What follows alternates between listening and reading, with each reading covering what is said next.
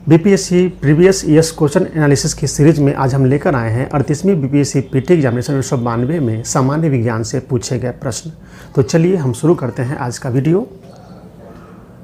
BPSC previous years question analysis 38वीं BPSC PT exam 1992 सामान्य विज्ञान से पूछे गए प्रश्न। यह प्रश्न जो है बीपीएससी तथा अन्य आयोगों की परीक्षा के लिए अति महत्वपूर्ण है, क्योंकि किसी भी राज्य में जो सबसे बड़ा आयोग होता है वो जो परीक्षाएं लेती है और उसमें जो क्वेश्चन रहते हैं उसको उस राज्य के अन्य आयोग फॉलो करते हैं, भर्ती आयोग, और साथ ही अन्य राज्य लोक सेवा आयोग भी इस तरह के प्रश्न को फॉलो करते हैं। तो ये काफ़ी महत्वपूर्ण सीरीज चल रहा है। चलिए हम लोग इसको शुरू करते हैं। आज का पहला प्रश्न है, वैज्ञानिक अल्बर्ट आइंस्टीन प्रसिद्ध हैं हाइड्रोजन की परमाणविक संरचना की व्याख्या के लिए, प्रकाश विद्युत प्रभाव के लिए, प्रथम नाभिकीय रिएक्टर बनाने के लिए, न्यूट्रॉनों के अस्तित्व की भविष्यवाणी के लिए। तो फ्रेंड्स इसका सही उत्तर हो जाएगा प्रकाश विद्युत प्रभाव के लिए। डिटेल देखते हैं इनका। अल्बर्ट आइंस्टीन कौन थे? जर्मनी मूल के अमेरिकी वैज्ञानिक थे। भौतिकी में प्रकाश विद्युत प्रभाव के नियमों की खोज के लिए वर्ष 1921 का भौतिकी का नोबेल पुरस्कार इन्हें प्रदान किया गया था।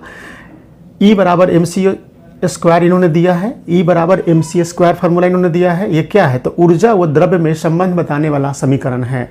ऊर्जा और द्रव्य में संबंध बताने वाला समीकरण इन्होंने दिया है। E बराबर mc स्क्वायर, और इसमें E बराबर ऊर्जा होता है, m बराबर द्रव्यमान होता है और c बराबर एक नियतांक है, एक कांस्टेंट है जिसका मान प्रकाश के वेग के बराबर होता है।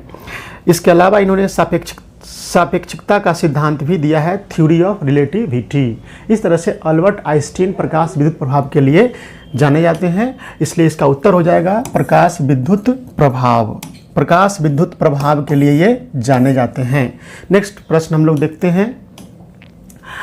शीघ्रोत्पादी रिएक्टर है बिजली पैदा करने वाला एक नाभिकीय रिएक्टर जो बिजली उत्पन्न करता है। ऑप्शन ए, विगलन प्रक्रिया के द्वारा, सौर सेलों की सहायता से, इसके द्वारा इस्तेमाल की गई फिनाइल सामग्रियों को जलाने और उन्हें पुनः उत्पन्न करने के द्वारा, कठोर जल का शोधक के रूप में उपयोग करके। तो फ्रेंड्स इसका सही उत्तर हो जाएगा आपको ऑप्शन ए। इसका सही उत्तर क्या हो जाएगा? ऑप्शन ए, विगलन प्रक्रिया के द्वारा। ये क्या है? शीघ्रोत्पादी जो नाभिकीय रिएक्टर है बिजली पैदा करने, ईंधन पैदा करने का एक प्रक्रिया है। इसको देखते हैं हम लोग। शीघ्रोत्पादी रिएक्टर को इंग्लिश में कहते हैं फास्ट ब्रीडर रिएक्टर। इसमें ईंधन का उत्पादन होता है जिसमें प्लूटोनियम 239 तथा थोरियम 23 का उपयोग किया जाता है। इसमें कोई मंदक का प्रयोग नहीं होता है, जबकि सोडियम का शीतलक के रूप में प्रयोग होता है। फास्ट ब्रीडर रिएक्टर बिजली पैदा करने वाला एक नाभिकीय रिएक्टर है जो विखंडन प्रक्रिया के द्वारा बिजली पैदा करता है। चलिए हम लोग नेक्स्ट क्वेश्चन देखते हैं। भौतिक परिवर्तन का एक उदाहरण है हवा में चांदी के बर्तनों का काला होना, मोमबत्ती का जलना, दूध से दही का बनना, पानी में चीनी का घुलना। तो फ्रेंड्स इसका सही उत्तर हो जाएगा पानी में चीनी का घुलना। किसी भी चीज़ में वैसा परिवर्तन जो पुनः वह अपने रूप को प्राप्त कर लेता है, तो इसे हम लोग कहते हैं भौतिक परिवर्तन। यहाँ देख सकते हैं कि हवा में अगर चांदी के बर्तन काला हो जाते हैं तो पुनः वह साफ नहीं होने वाले हैं, पुनः उसी रूप में अपने आप परिवर्तित नहीं हो जाएगा। मोमबत्ती का जलना, एक बार मोमबत्ती जल गया तो फिर उसको नहीं बना सकते हैं आप। दूध से दही का बनना, दूध से अगर दही बन गया तो फिर दही से आप दूध नहीं बना सकते हैं। लेकिन अगर पानी में चीनी का घुलना, ये आंसर इसलिए होगा क्योंकि पानी में अगर चीनी घुल जाता है फिर जब पानी सूखता है तो पूरा वह प्राप्त उसी रूप में हो जाता है, इसलिए इसका आंसर हो जाएगा पानी में चीनी का घुलना। नेक्स्ट प्रश्न देखते हैं।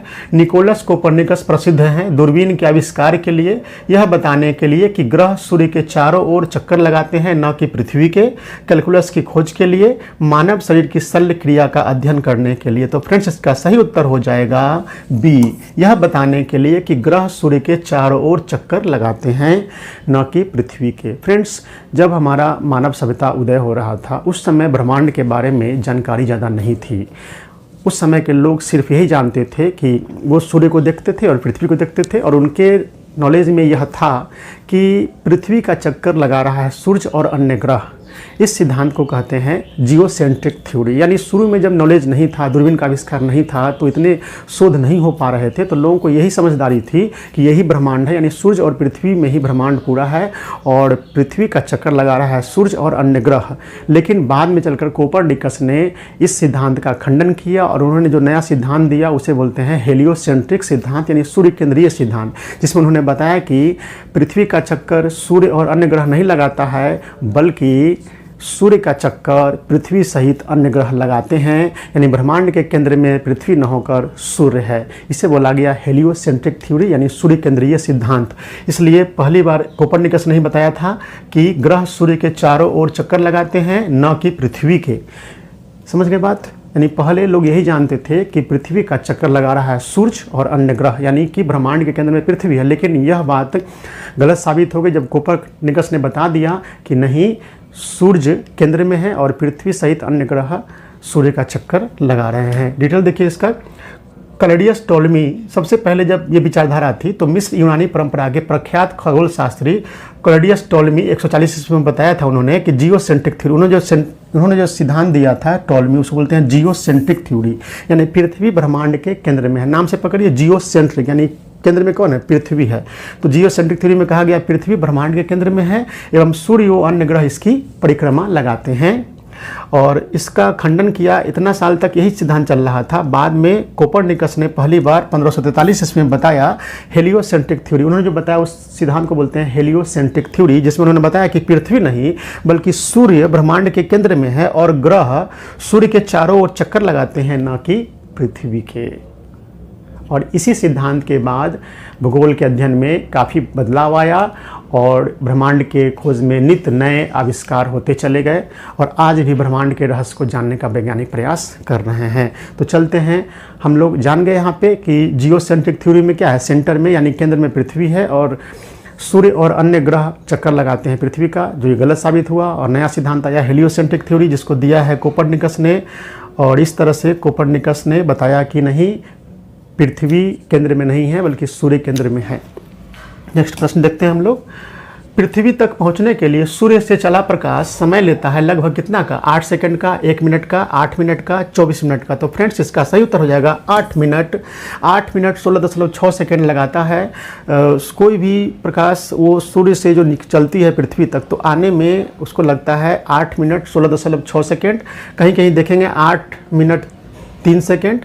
तो ये भी है। सूर्य हमारी पृथ्वी से 13 लाख गुना बड़ा है। पृथ्वी का जो आकार है उससे 13 लाख गुना बड़ा है, लेकिन इतना ना दूर है वो कि वो छोटा सा दिखाई देता है सूर्य। पृथ्वी को सूर्यताप का केवल 2 अरबवां भाग ही मिलता है। गैसीय गोला, सूर्य क्या है? गैसीय गोला है जिसमें हाइड्रोजन 71% है, हीलियम 26.5% है एवं अन्य तत्व 2.5% है। पृथ्वी और सूर्य के बीच की दूरी है 14 करोड़ 96 लाख किलोमीटर। नेक्स्ट प्रश्न देखते हैं हम लोग। स्टेनलेस स्टील मिश्र धातु है लोहे और तांबे का, लोहे और जस्ते का, लोहे और क्रोमियम का, लोहे और ग्रेफाइट का। फ्रेंड्स इसका सही उत्तर हो जाएगा लोहे और क्रोमियम का। देखिए इसके बारे में, मिश्र धातु 2 या अधिक धातुओं की रचना होती है। ये मिश्रण होता है जिसमें कार्बन जैसे कुछ अधात्विक तत्व भी मौजूद हो सकते हैं। मिश्र धातुएं उन धातुओं के गुणों का भी प्रदर्शन करती हैं जिनसे मिलकर ये बनी होती है। मान लीजिए कि आप बना रहे हैं ये लोहा और क्रोमियम मिला करके, तो लोहा और क्रोमियम का जो गुण है वो इस मिश्र धातु में भी दिखाई देगा। स्टील देखिए क्या है, इस्पात बहुत बड़ा अनुपात है लोहे का तथा अल्प मात्रा में इसमें कार्बन तथा अन्य तत्व होते हैं। यानी कि स्टील बनता है किससे? लोहा और कार्बन से मिलकर के, जिसमें कार्बन की मात्रा 0.1 से 2% तक होती है। और इसका उपयोग होता है स्टील का परिवहन के साधनों में, यानी गाड़ियाँ बनती है बड़ी बड़ी, भवन में जो लगता है स्टील वो कई अन्य वस्तुओं के निर्माण में। स्टेनलेस स्टील अब समझिए, स्टील समझ गए, लोहा पहले समझ गए, लोहा और कार्बन मिलकर के स्टील बनता है। तो स्टेनलेस स्टील जो है इसको बोलते हैं धब्बा रहित लोहा। यानी देखते हैं हमारे घर में जो चम्मच है या फिर ग्लास है, थाली है, ये स्टेनलेस स्टील का बना हुआ है, इसमें धब्बा नहीं है। लेकिन आमतौर पर जो घर बनता है रॉड, उसको आप जो स्टील कहते हैं, उसमें देखते हैं ना, उसमें थोड़ा सा दाग भी होता है, लेकिन स्टील में दाग होता है, लेकिन स्टेनलेस स्टील में किसी तरह का धब्बा नहीं होता है, इसलिए इसको बोलते हैं स्टेनलेस स्टील। हिंदी में बोलते हैं धब्बा रहित लोहा, निष्कलंक लोहा, कलंक रहित लोहा, धब्बा रहित स्टील। और ये मिलकर बना है Fe से, यानी फेरस लोहा से, निकेल से, क्रोमियम से, कार्बन से। और क्रोमियम क्या करता है? क्रोमियम अगर मिला देते हैं इसमें हम, तो ये जो बनता है स्टेनलेस स्टील, यह उच्च ताप प्रतिरोधक क्षमता विकसित हो जाता है इसमें, यानी कि इसे आग पर हम चढ़ाने पर ये गलता नहीं है और ये ताप का विरोध करता है और उच्च ताप को भी यह सह लेता है और वो उसमें कोई भी चीज़ हम खाना या बर्तन में बना सकते हैं, स्टील के बर्तन में। तो यही उच्च ताप प्रतिरोधक क्षमता बढ़ाता है। कौन? क्रोमियम के मिलाने से क्या होता है? उच्च ताप प्रतिरोधक क्षमता विकसित हो जाता है, जंग रहित बनाता है, साथ ही स्टेनलेस स्टील को जंग रहित बनाता है, इसमें जंग नहीं लग सकता है। क्रोमियम मिला देने से 2 फायदे हुए। एक तो स्टेनलेस स्टील ताप का प्रतिरोध करता है। आप देखते होंगे खाना पर हम खाना बनाते हैं तो उसमें स्टील का बर्तन यूज करते हैं तो वो ताप को सह लेता है ना, और जंग नहीं लगता स्टील के बर्तन में। तो इसलिए उच्च ताप प्रतिरोधक क्षमता बढ़ाता है क्रोमियम, जंग रहित बनाता है, साधारण स्टील की अपेक्षा अधिक ताप सहने में सक्षम बनाता है। यही क्रोमियम का ही काम है। जंग रहित लोहा बनाने के लिए क्रोमियम को लोहे में मिश्रित किया जाता है, जिससे एक मिश्र धातु स्टेनलेस स्टील बनता है जो जंग रहित होती है। क्वेश्चन पूछ सकता है कि स्टील को जंग रहित बनाने के लिए उसमें क्या मिलाया जाता है? तो क्रोमियम मिलाया जाता है। नेक्स्ट प्रश्न देखते हैं। तब कोई प्रतिक्रिया नहीं होती है जब भाप गुजरती है ऊपर से, यानी कि इसमें देखना यही है कि इसमें जो धातु दिए गए हैं उसमें कौन से ऐसे धातु है जिस पर अगर भाप गुजारेंगे तो उस पर कोई प्रतिक्रिया नहीं होगी। एल्युमिनियम के, तांबे के, कार्बन के, लोहे के। तो इसका आंसर हो जाएगा एल्युमिनियम के। एल्युमिनियम के बर्तन पे या एल्युमिनियम में हम भाप गुजारेंगे तो उस पर कोई प्रतिक्रिया नहीं होगी। अगला प्रश्न है, पास्चुराइजेशन एक प्रक्रिया है जिसमें दूध को बहुत कम तापमान पर 24 घंटे तक रखा जाता है। दूध को 8 घंटे तक गर्म किया जा सकता है। दूध को पहले बहुत देर तक गर्म किया जाता है और एक निश्चित समय में अचानक ठंडा कर लिया जाता है। इनमें से कोई नहीं। तो फ्रेंड्स इसका सही आंसर हो जाएगा पास्चुराइजेशन। पास्चुरीकरण जो प्रक्रिया है उसमें क्या कहते हैं? दूध को पहले बहुत देर तक गर्म करते हैं और गर्म करने के बाद फिर ठंडा कर लेते हैं। यही आंसर होगा आपको पास्चुराइजेशन के बारे में। क्यों ऐसा करते हैं? तो दूध में कोई भी कीटाणु रहता है, उस कीटाणु को समाप्त करने के लिए, यानी कीटाणु रहित बनाने के लिए हम दूध का पास्चुराइजेशन करते हैं, जिसमें उच्च ताप पर इसको पहले गर्म करते हैं और गर्म करने के बाद ठंडा कर लेते हैं। डेयरी उद्योग में यही होता है। देखिए यहाँ पे पास्चुराइजेशन वह प्रक्रिया जिसमें दूध को एक निश्चित ताप पर कीटाणु रहित यानी निर्जीवीकरण किया जाता है। साथ ही इस बात का भी ख्याल रखा जाता है कि दूध की खाद्य महत्ता तथा क्रीम लेयर पर कोई प्रभाव न पड़े। पास्चुरीकृत करने के लिए सामान्य तौर पर दुग्ध 63 डिग्री ताप पर 30 मिनट तक रखकर शीतकों द्वारा, यानी ठंडा करने वाला मशीन शीतकों द्वारा 5 डिग्री सी तक ठंडा करने पर सभी रोगजनक कीटाणु नष्ट हो जाते हैं। यानी पहले 30 डिग्री सी पर गर्म कीजिए, उसके बाद फिर उसको 5 डिग्री सी तक ला करके ठंडा कर दीजिए, तो इसमें दूध में जितने भी कीटाणु होते हैं वो नष्ट हो जाते हैं। और इस प्रक्रिया में ध्यान रखना है कि दूध में जो पौष्टिक तत्व है या दूध में जो इसका जो महत्व है और क्रीम है वो नष्ट नहीं हो पाए। नेक्स्ट प्रश्न है, एम्फीबिया बताता है बहुत तेजी से चलने वाली नावों को, केवल जल में ही रह सकने वाले पशुओं को, केवल स्थल पर ही रह सकने वाले पशुओं को, जल एवं स्थल दोनों पर ही रह सकने वाले पशुओं को। इसका सही उत्तर हो जाएगा जल एवं स्थल दोनों पर ही रहने वाले पशुओं को। जो पशु जल और थल दोनों में चलते हैं, रहते हैं, उसे एम्फीबिया कहते हैं। इसलिए इसका आंसर हो जाएगा जल एवं स्थल दोनों पर ही रह सकने वाले पशुओं को हम कहते हैं एम्फीबिया। इसके बारे में थोड़ा जान लेते हैं। उभयचर, एम्फीबिया को हिंदी में क्या कहते हैं? उभयचर। उभयचर अर्थात जल और स्थल दोनों पर चलने वाले होते हैं। ये असमतापी होते हैं, जिनके शरीर का तापमान वातावरण ताप के अनुसार घटता बढ़ता रहता है, जैसे मेढक, टोंड इत्यादि। नेक्स्ट प्रश्न हम लोग देखते हैं अब, मलेरिया के संबंध में कौन सा कथन सत्य नहीं है? यह परोपजीवी कीट द्वारा पैदा की जाने वाली बीमारी है, यह मच्छरों द्वारा फैलाई जाती है, यह दलदली क्षेत्रों में अधिकतर होती है, इसके इलाज में क्लोरोक्विन का उपयोग होता है। तो फ्रेंड्स मच्छरों द्वारा फैलाई जाती है, सही है। दलदली क्षेत्रों में अधिकतर होती है, ऐसा नहीं कि सिर्फ दलदली क्षेत्र में, जहाँ भी इसका मच्छर पाया जाएगा वहाँ हो जाएगा। इसके इलाज में क्लोरोक्विन का उपयोग होता है, ये भी सही है। तो इसका आंसर हो जाएगा सत्य नहीं है। ये कह रहा है कि परोपजीवी कीट द्वारा, कीट नहीं बल्कि ये मच्छर द्वारा फैलाई जाती है, इंसेक्ट पैरासाइट द्वारा नहीं बल्कि मच्छर द्वारा फैलाया जाता है। इसलिए इसका उत्तर हो जाएगा कि यह परोपजीवी कीट द्वारा पैदा की जाने बीमारी है, यह गलत है, यानी सत्य नहीं है। इसलिए इसका आंसर हो जाएगा ए। देखते हैं इसको डिटेल से।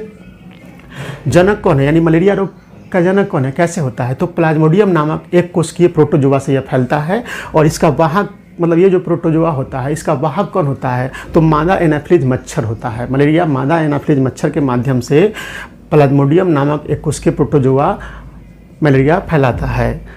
देखिए मादा एनाफिलीज क्या है? प्रभावित होने वाला अंग क्या है? यदि मलेरिया में कौन सा अंग प्रभावित होता है? तो प्लीहा। तिल्ली, स्प्लीन जिसको कहते हैं, हमारे शरीर में जो स्प्लीन होता है मलेरिया होने से वो प्रभावित होता है, तथा आरबीसी। उपचार यानी दवा कौन सी है, तो एटाब्रिन है, क्लोरोक्विन है, कामाक्विन इत्यादि, इन सभी दवाओं का उपयोग करके मलेरिया से निजात पाया जा सकता है। देखिए याद होगा आप लोगों को कोरोना काल में जब बुखार तेज हो जाता था लक्षण उसमें, तो इसको कम करने के लिए जब दवा का खोज नहीं हो पाया था उस समय, तो उस समय क्लोरोक्विन दवा की मांग बहुत बढ़ गई थी और इससे इलाज हो रहे थे कोरोना के भी। रोनाल्ड रॉस ने इसकी खोज की थी, यानी ये बीमारी मलेरिया जो प्लाज्मोडियम के कारण होता है, ये खोज किसने की सबसे पहले, तो रोनाल्ड रॉस ने 1887 ईस्वी में की थी। नेक्स्ट प्रश्न है, एक वयस्क हाथी का भार लगभग है 500 किलोग्राम, 1000 किलोग्राम, 5000 किलोग्राम, 10,000 किलोग्राम। इसका सही उत्तर हो जाएगा फ्रेंड्स 1000 किलोग्राम।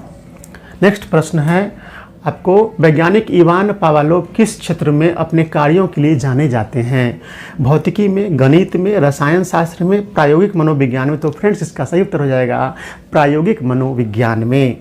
प्रायोगिक मनोविज्ञान में काम करने वाले वैज्ञानिक इवान पावालोव, यानी कि प्रायोगिक मनोविज्ञान से जुड़े हुए हैं इवान पावालोव। इस तरीके से इसका आंसर हो जाएगा प्रायोगिक मनोविज्ञान में। इस तरीके से हमने आज के इस वीडियो में 38वीं बीपीएससी पीटी एग्जामिनेशन 1992 में सामान्य विज्ञान से पूछे जाने वाले 12 प्रश्नों को देखा, जिसमें हमने प्रयास किया कि पहले फिजिक्स के प्रश्नों को देख लिया जाए, उसके बाद केमिस्ट्री का, उसके बाद बायोलॉजी के प्रश्नों का। तो इस तरीके से हमने आज 38वीं बीपीएससी पीटी के सामान्य विज्ञान के प्रश्नों को देखा, एनालिसिस किया, और इस तरीके से हमारा सीरीज चलता रहेगा।